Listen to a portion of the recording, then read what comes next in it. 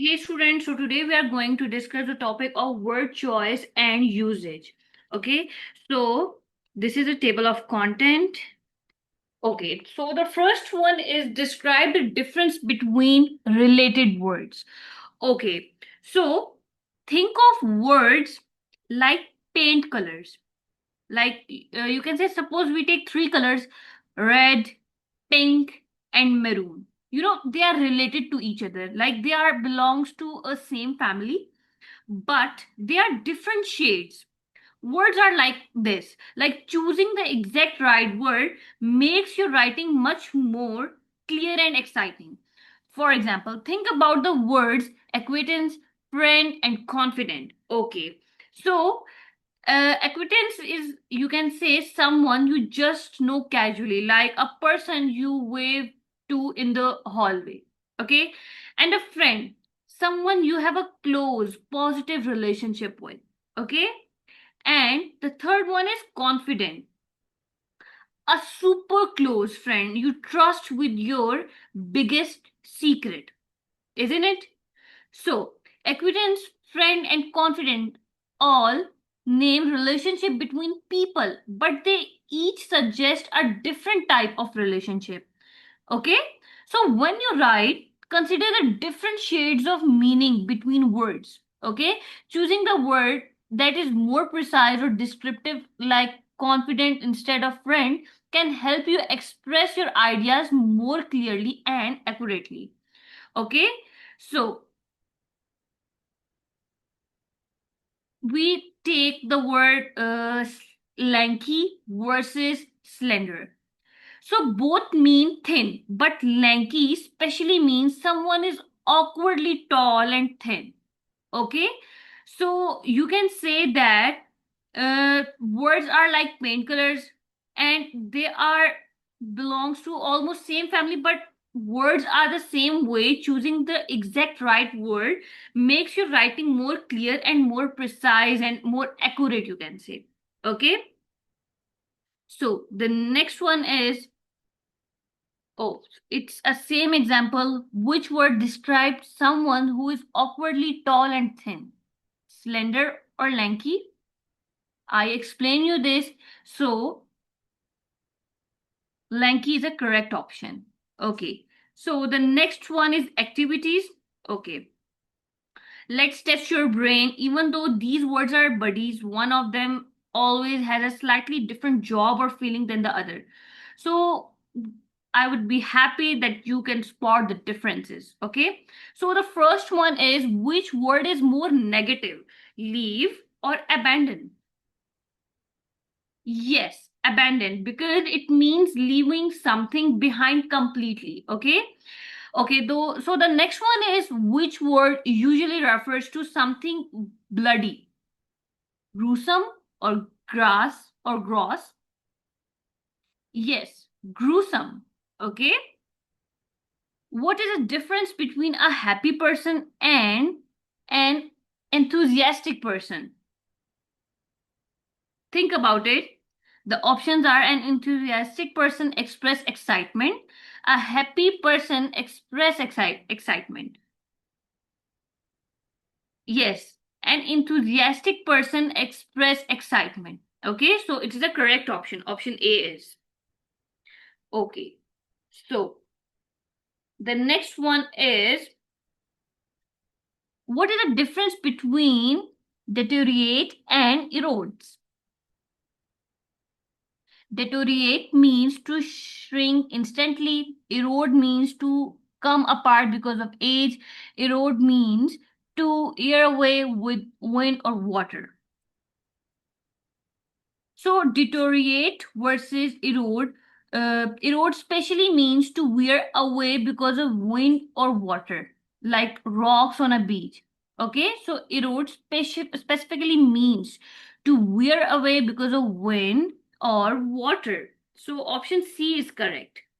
What is the difference between wise and cunning? Cunning suggests someone is older. Cunning suggests someone is sneaky. Wise suggests someone is foolish. Cunning means someone is smart, okay? You can say. but in a sneaky or tricky way, like a cartoon or villain. So, cunning suggests someone is sneaky. What is the difference between a habitat and a custom? Habit and a custom. A custom is an action practiced by a whole culture or group of people, not just one person. Okay? And habit belongs to, you can say, only a one person. So, a custom is an action practiced by people in a certain culture. So, option C is correct for this. Okay? So, the next one is positive and negative connotation.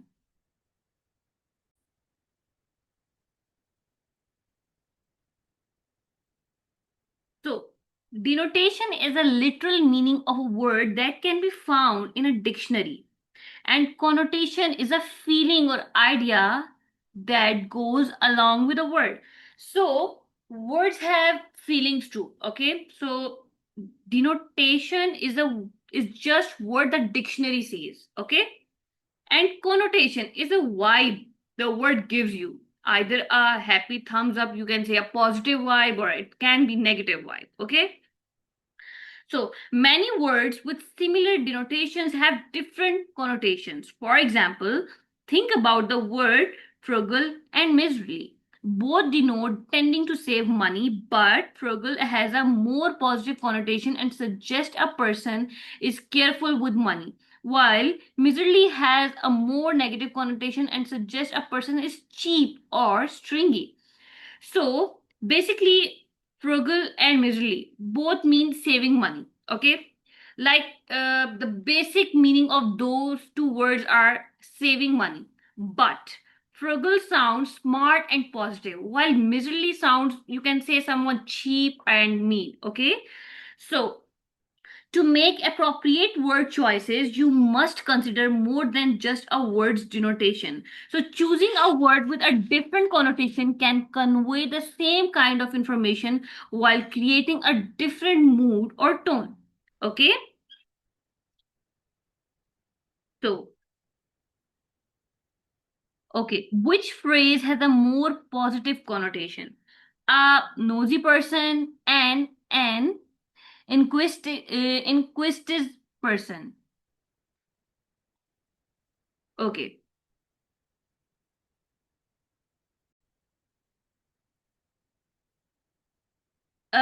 Inquisitive means curious to learn, versus nosy means spying on people's business.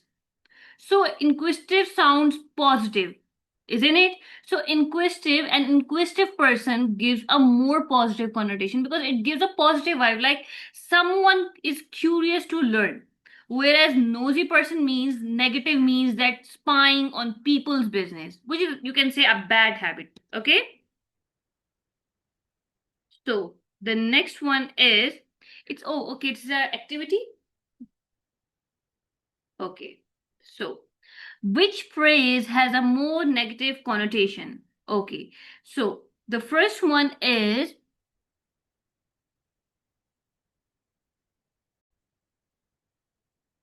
noticing someone's outfit or studying someone's outfit. Option A sounds a negative connotation because scrutinizing someone's outfit sounds way more negative and judgmental than just studying it. Okay. So the next one is, which phrase has the most negative connotation? And a typical result, an abnormal result, an unusual result. Yes, an abnormal result sound much worse and scarier than atypical or unusual one. Okay. So which phrase has the most negative connotation? Okay. So a convoluted argument, an intricate argument, a complex argument. Yes, a convoluted argument sounds messy and frustrating compared to complex or intricate one. Okay? Okay. So the next one is, which phrase has the most positive connotation? Okay, so an igneous solution, a cunning solution, a sly solution. An igneous solution sounds brilliant and positive, unlike cunning or sly, which sounds tricky, you can say. Okay, so which phrase has the most positive connotation? Okay, so a demure person, a timid person, and unassertive person. Yes, a demure person sounds politely quiet, which is more positive than timid or unassertive. Okay, which phrase has the most positive connotation? An essential task, a mandatory task, a compulsory task. Essential task sounds super important and good, because whereas mandatory and compulsory sounds like rules you are being to be forced. Okay,